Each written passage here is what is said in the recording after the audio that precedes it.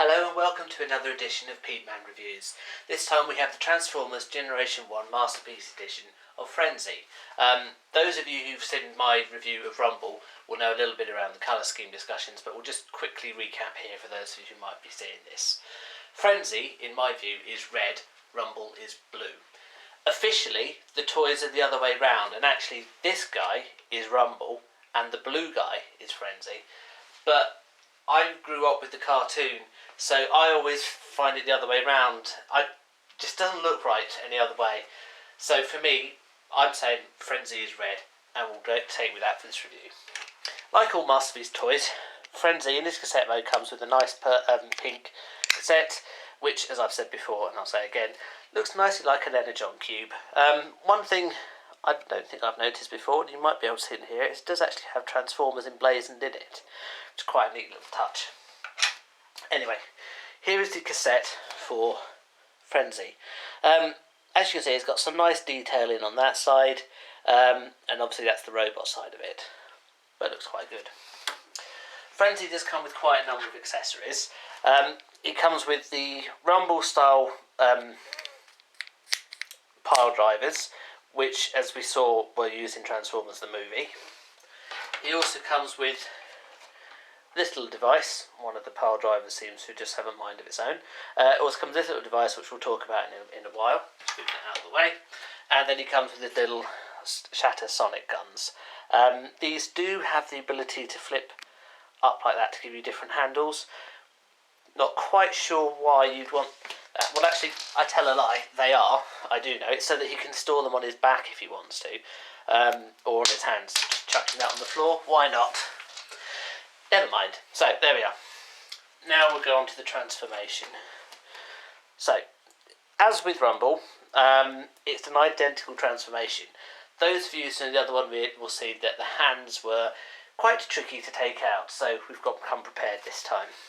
So, to begin with, his arms flip up like that. You can see his feet already revealed.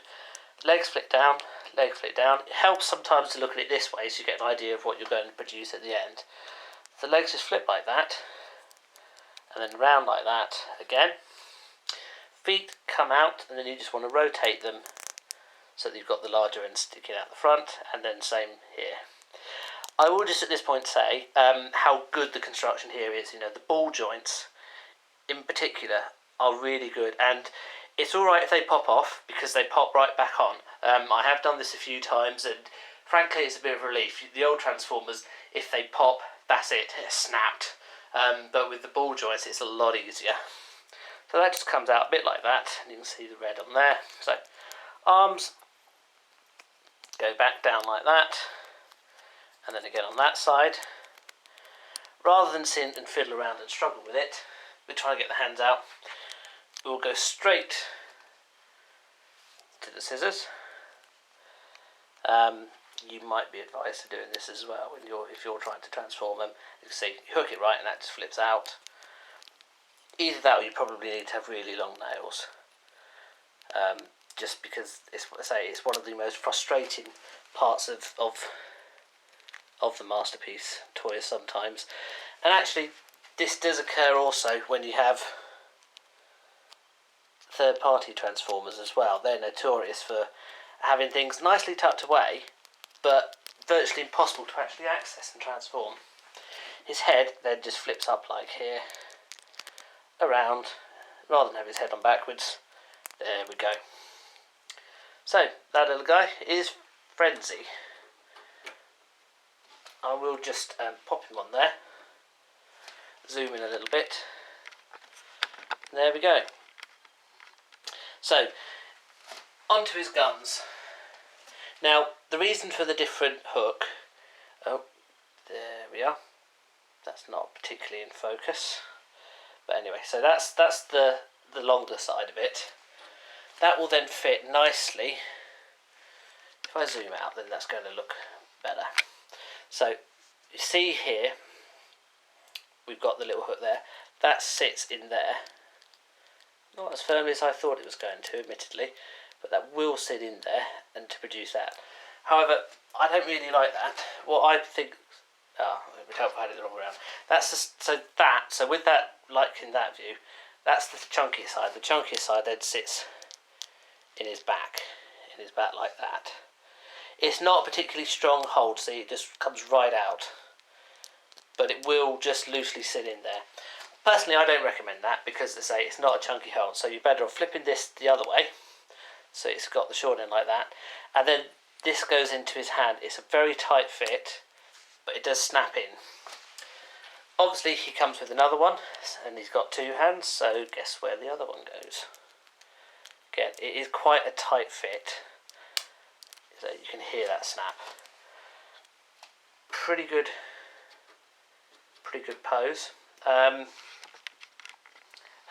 it's more like the Frenzy that we know and maybe love. So, on to the other bits, the other accessories you get. That rogue pile driver we had earlier, and this little bit. This will actually form Frenzy's backpack, or battery pack, as I think they like to call it. Could be a rocket pack either, so they just flip in like that. There you go.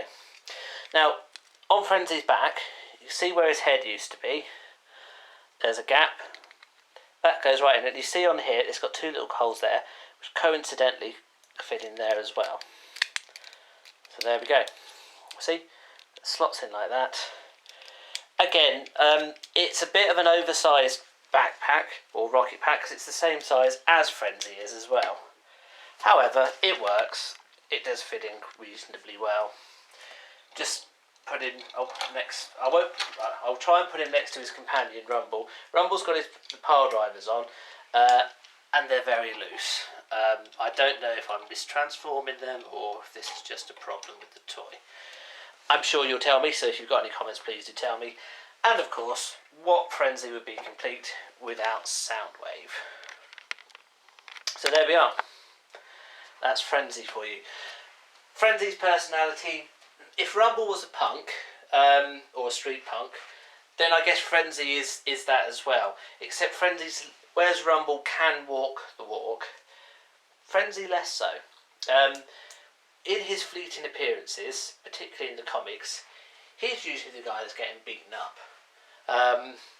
That's not to say he doesn't have his moments, particularly when he has his sonic abilities and actually makes use of them. He can be quite formidable, but he's generally described as the weakest, or one of the weakest of the Decepticons, and that's possibly just because he's not used very often. Frenzy does have some good abilities. It's rumoured in his bio that he can generate sound of up to 200 decibels, which is louder than the sound you can actually get anywhere on the Earth. Much, much louder than Krakatoa. I think it's something like 100 times, maybe that's too much, but it's by far more louder than you could possibly actually have on the Earth. So something with that kind of power, you think he'd be a strong Decepticon, but he's not. I suppose Frenzy doesn't really appear that much, which is a bit of a shame. Again, people just like the other guy. So, never mind. He's in terms of toys, he's a very good toy. A bit tricky to transform, but pretty detailed. I do like his blasters. They look really good. And while the power pack or the backpack is a little bit large for him, it still serves a useful purpose. If you have the Masterpiece version of Soundwave, they do interact with him. So it looks like he's got guns on his arms, or they make an extra long link cable. I don't have the Masterpiece version of Soundwave. Maybe in the future I will be able to have a look at that. But at the moment, he just has a regular Soundwave, the G1 release. So there we are. That is Masterpiece Frenzy for you. Thank you very much for watching. Please leave any comments below. As ever, click on any other links, and I look forward to seeing you in the next video. Thank you very much. Goodbye.